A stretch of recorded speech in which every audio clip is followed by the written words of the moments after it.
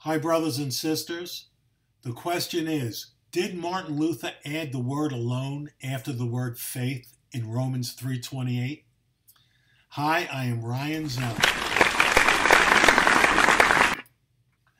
Catholics, the Orthodox, and Protestants, including the un-Protestant Protestants, all agree that adding anything to Scripture will bring down God's wrath upon them.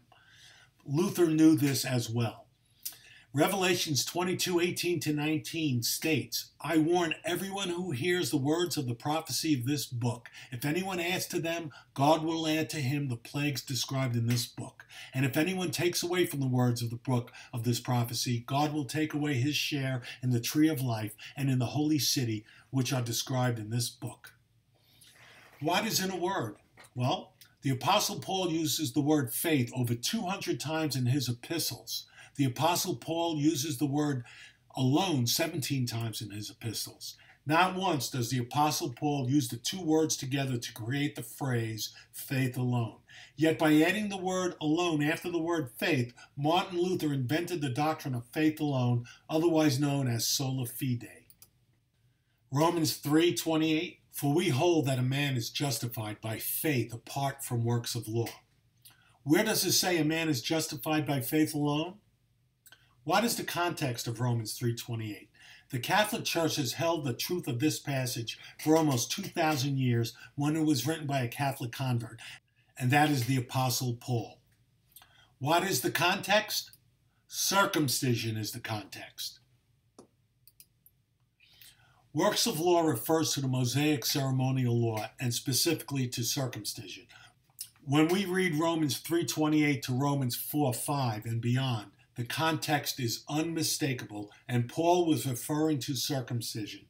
It is in this context that St. Paul says we are justified by faith apart from the works of law.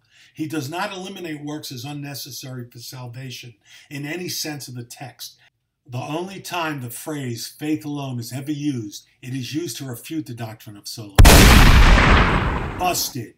Now let's go to James 2:14-26. What does it profit, my brethren, if a man says he has faith but not works? Can his faith save him? You see that a man is justified by works and not by faith alone. The question being asked in James 2:14 is, can his faith save him? After several verses, James gives us the answer in verse 24, and not by faith alone. I did not put up all the verses between 2:15 and 2:26, so please review those as well. And I know somebody out there will question that, but beware that those verses also speak against what we call an intellectual assent to faith, which is to say, it is justified by faith alone. The consequences of a doctrine of faith alone can be answered when we address who St. James is speaking to in his epistle.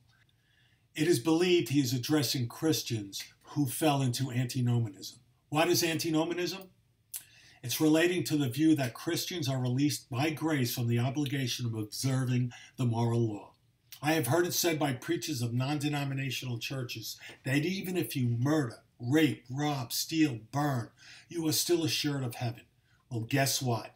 Nowhere does the scripture say that if anyone commits these sins, they will go to heaven. Busted once again.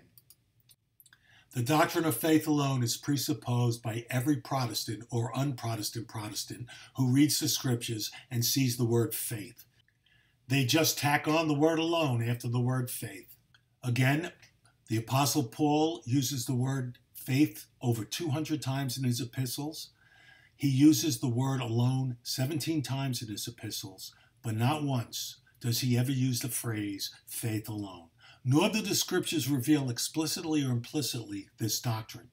I've heard every conceivable interpretation of James chapter 2:14-26 there is, and the apostle is in conformity with St. Paul that we are not justified by faith alone. Blessings.